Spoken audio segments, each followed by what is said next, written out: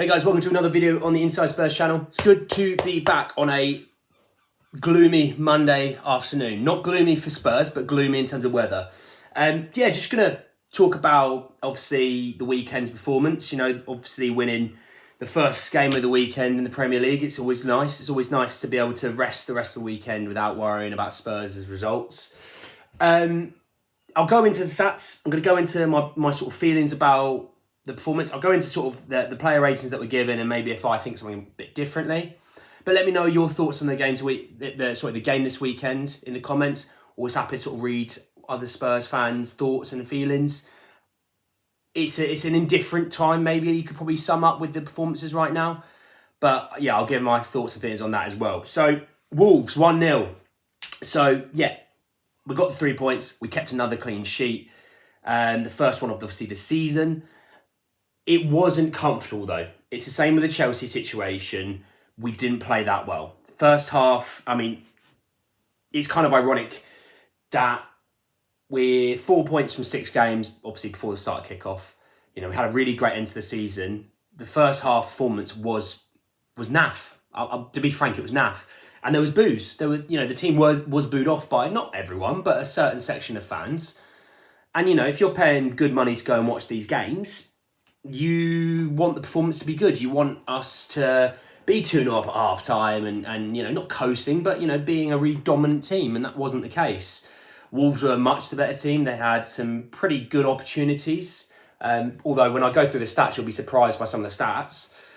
They were much better team. You know, we did not play well. And that's something that's worrying. You know, I was actually watching it at the pub with some friends. And you know, one of my friends is actually a Spurs fan. And he actually said, with us being such a fit team and you know, working all this pre-season into our fitness, second half of this of games, we're always much better now. And you saw that in the second half. We came out sort of all guns blazing. We came out just looking like a completely different team. I think Perisic was unbelievable at times. You know, he's still not, I don't think he's 100% just yet, but you could really see the difference with Session and Perisic. I'd say Session defensively is more sound, but I think going forward, Perisic offers so much more. The fact he got the assist with the flick on from the corner is another thing added to it, you know. I'll be frank, he's in my fancy football team, and I'm pretty happy that, you know, he got man of the match, a clean sheet, and an assist. I had Kane captain, so I did pretty well out of the two of them, if I'm honest. But he's still not fully there, if you know what I mean. And I think you'll start to see a lot more Session and Perisic going forward with obviously into September where he starts to play every sort of 3 days. So, yeah, really, really good to see him. I thought Emerson, again, offensively, a little bit lacking, but defensively very sound. I think there was a stat that I heard, and don't hold me to the stat, but I think a lot of people think of Davinson Sanchez as being a limited player, but what is it? We haven't conceded a goal or something in 7 hours with him playing. Kept our first clean sheet season with him playing. He did have a bit of a wobbler when it came to the ball over the top, and obviously he accidentally, well, I say accidentally, the ball hit him, and it sort of caught Lloris out a little bit. But you know, we got through that little wobbling moment. But actually, I thought he was very good that game. Made some really good blocks. His positioning was so good. He was always in the right space at the right time. And with Sanchez, him being, you know, he is physical like a Romero, but I'd say he's quicker than a Romero. And that allows, you know, a Dyer or a Davies to really push into their attackers because they know this guy behind us is very quick. And it is nice to have that. His positioning was very good, so I don't think he needed to use all of his rip-roaring pace, but I thought he was solid. I thought he was the best of the three at the back, if I'm honest. I thought, yeah, him, Emerson and Perisic were the three that played well. Dyer and Davies were quiet. Midfield too, I thought Bentancur was sloppy in the first half. I think he really gave the ball away in some pretty dire situations. He kept giving the ball away.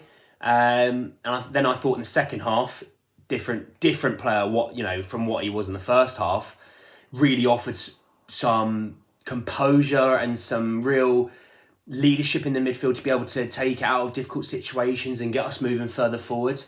And I thought Højbjerg was Højbjerg. I thought he was fantastic. I thought, I know obviously he was man of the match, but for me, Perisic was my man of the match, hence why I said it earlier, so don't worry. But I thought he was fantastic. I really do. And there's always going to be Spurs fans that go, he's rubbish. He's not good enough. He's not good enough. We need Prime, Gerrard and Lampard and everyone like that in midfield. It's like, no, he's very good at what he does. He's a leader. He can get us forward. He wins fouls. He's good at intercepting. He's good at getting on the ball. His pass completion was very good this weekend. He was crucial in that midfield. And I think I was listening to Jamie O'Hara on TalkSport, and sometimes Jamie has some questionable things to say, and saying that we don't offer a lot of creativity between Bentancur and Højbjerg.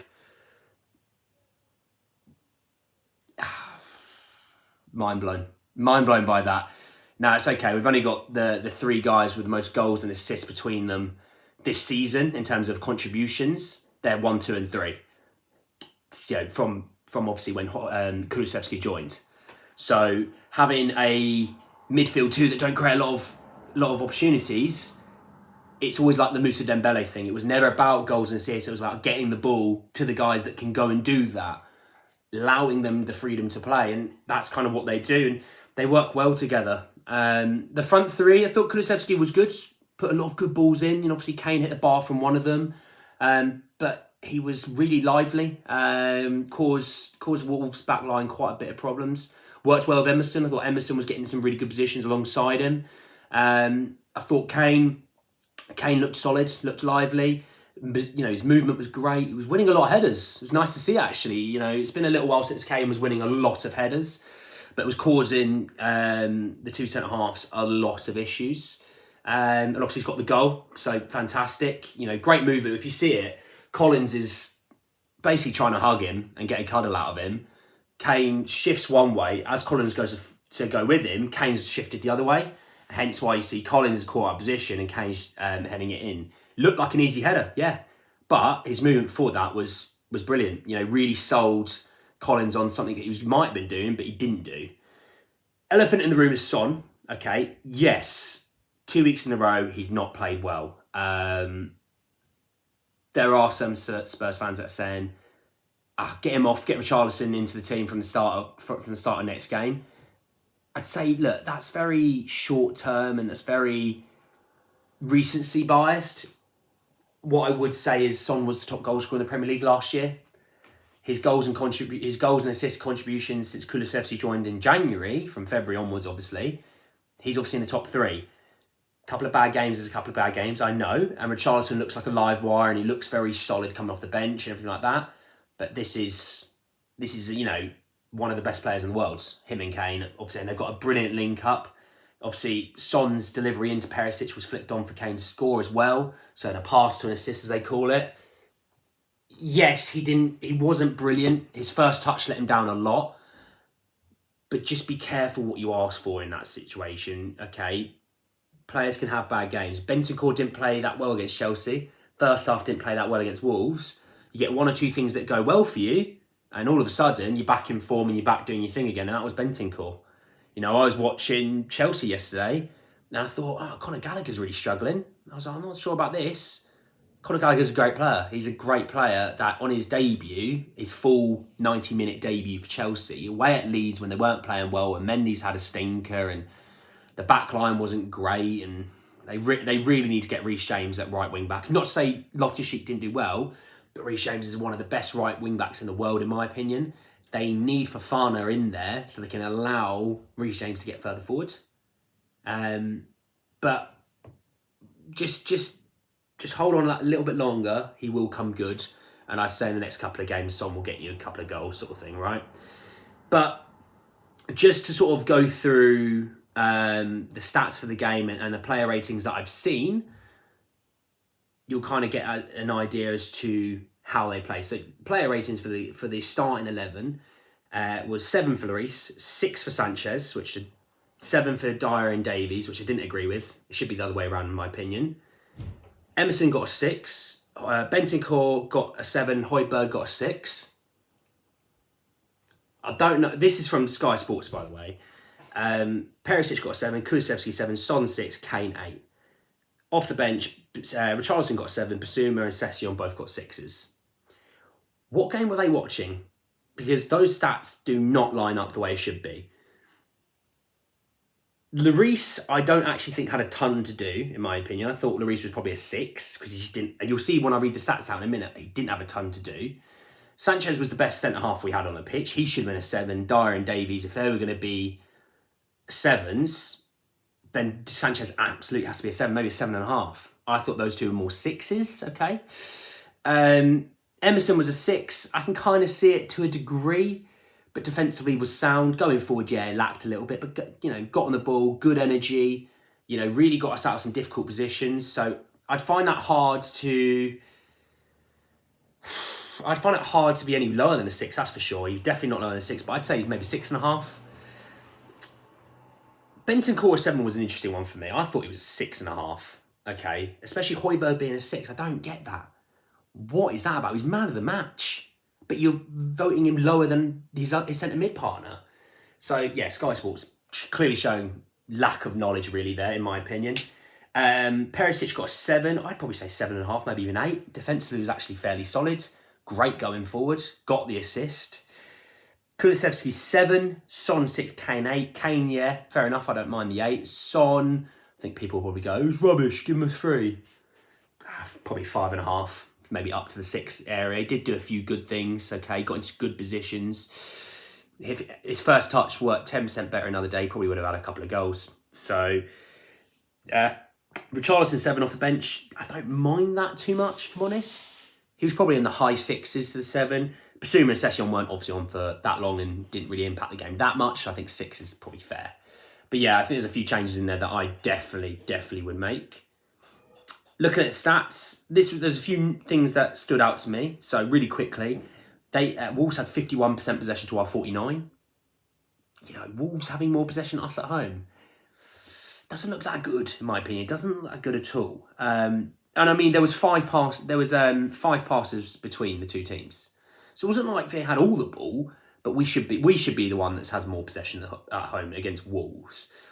They had 20 shots to our 11, but similarly to the Chelsea game, we had more shots on target. So we had 4 from our 11 and they had 3 from their 20. So it shows teams are getting on the ball, teams are, you know, creating chances, but they're not creating as good a chance as you think. I know obviously the free kick was fairly close, but I think Lloris, look, if it was closer and it was going on target, I think Lloris would have made much more of a big deal about it. I don't think he thinks so. He just sort of slid along the floor. The header from the back post going across goal, that was a good chance from them. Obviously, that went wide. They had a couple of chances, but we were deflecting a lot of shots. We were getting in the way of a lot of shots. But again, it's quite interesting, you know. Between 3 shots on target here, and I think it was 3 shots on target for Chelsea, it's 6 in 2 games. We had, 5 or 6 against Chelsea and 4 here. So when we get in the ball, we're creating chances. Our chances that we're creating are quite good, and we're limiting the other team quite nicely. So that is something to kind of hang your hat on a little bit.